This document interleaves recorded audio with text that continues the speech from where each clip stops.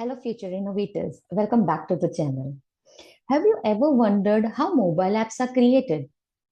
What if you could create your own mobile app without writing any complicated code?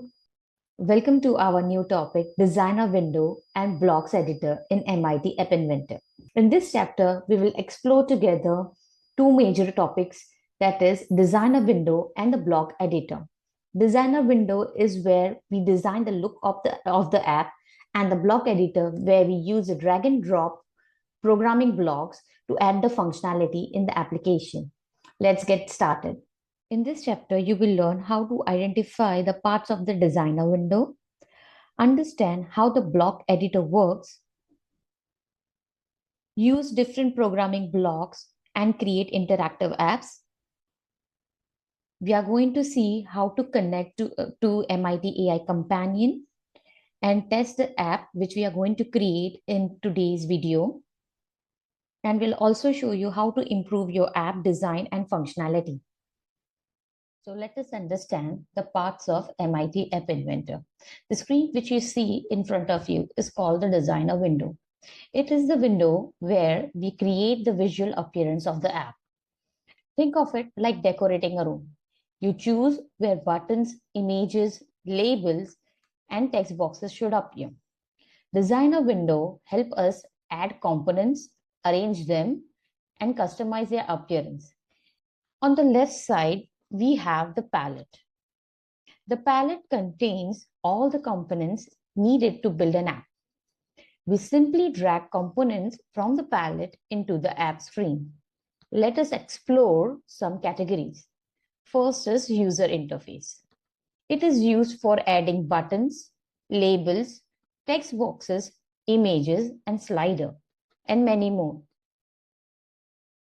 Next is layout.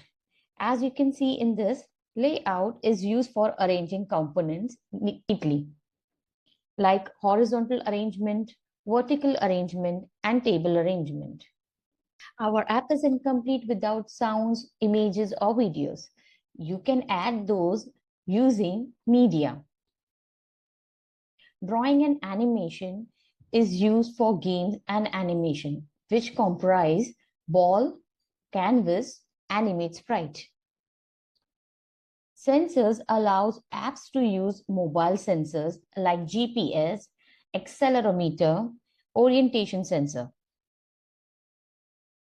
Connectivity is used for Bluetooth and internet communication. In the middle section, we have the viewer. The viewer acts like a virtual mobile screen. This is where we place and arrange all our components. You can drag and drop components, resize them, rearrange them, and preview how the app will look. For example, if we drag a button into the viewer, it will instantly appear on the phone screen. Now, the next window which you see towards your right hand side, there are two windows. The first window is the components list. Displays every component added to the app. It helps us organize components, rename them, manage layouts easily. So instead of keeping the default name button 1, we will rename it as Click Me button. So click on rename, name it as Click Me, and click on OK.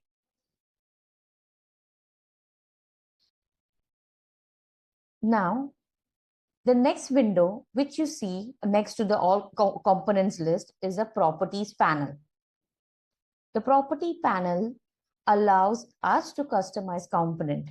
We can change text, font size, color, alignment, visibility, and also add images. So let us change some of the properties of this button. As you can see, you can still see text written on the button as text for button 1. Let us change it to Click Me. So I'll go down to the text property of it here, and I'll change the text to Click Me. Now, I would also like to change the font size. Instead of 14, I'll keep it 18. Now I will change the color of this button.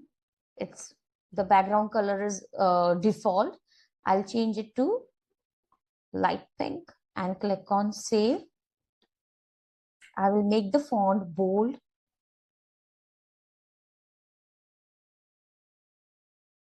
And I'll also change the text color to red.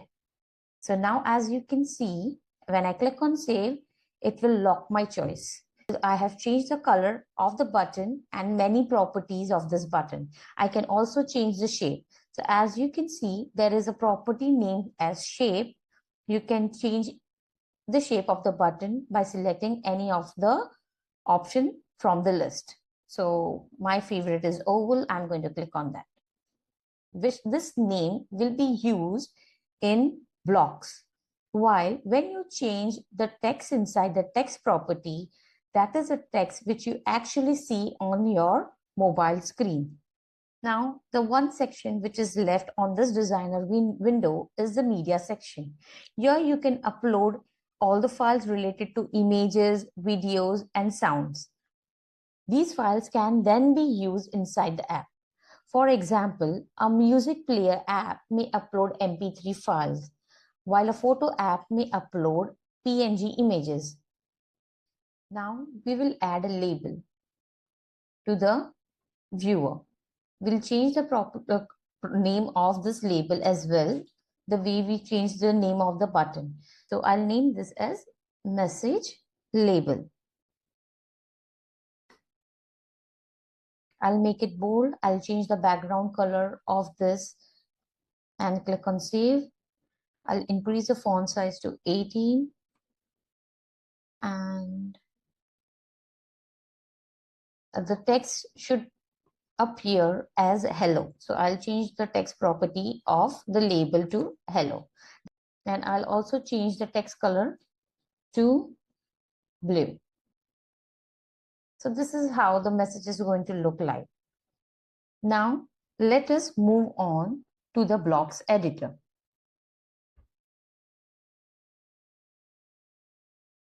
The designer window creates the look of the app, but the blocks editor controls how the app behaves. Instead of typing code, MIT App Inventor uses colorful puzzle-like blocks that snap together. On the left side, we have block palette. This contains different types of programming blocks. The first one is control blocks used for loops, conditions, and decision making. The next is logic. It is used for true or false values and comparison of values. Math block is used for doing mathematical operations like addition, subtraction, and other mathematical calculations.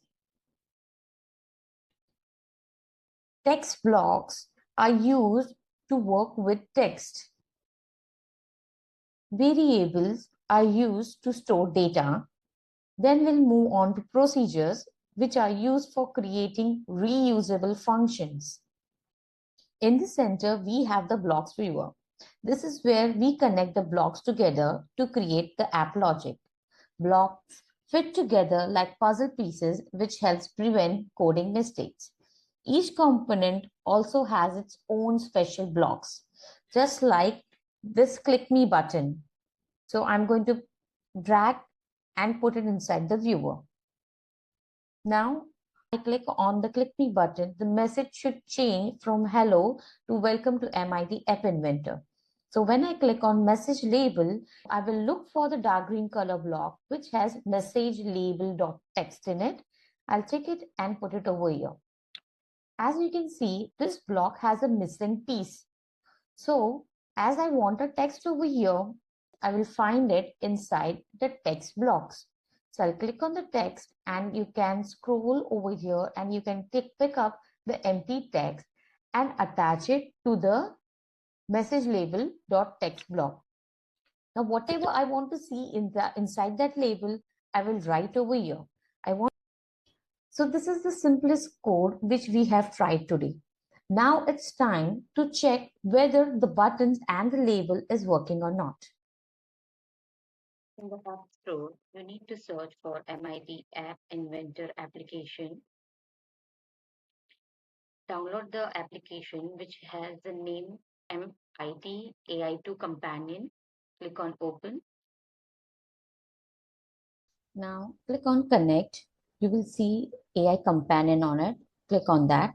A QR code will appear on the screen. Scan this QR code with the application you have downloaded on your mobile phone. Now click on Scan QR code to scan it.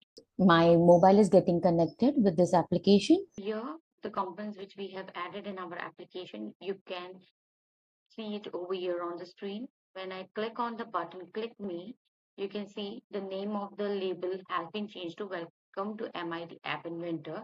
That's what we coded for. So my application is working fine. Let us quickly review what we have learned today.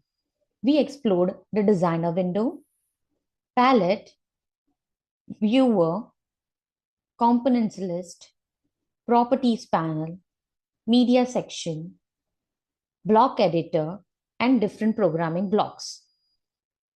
So MIT App Inventor make app development simple, fun, and visual.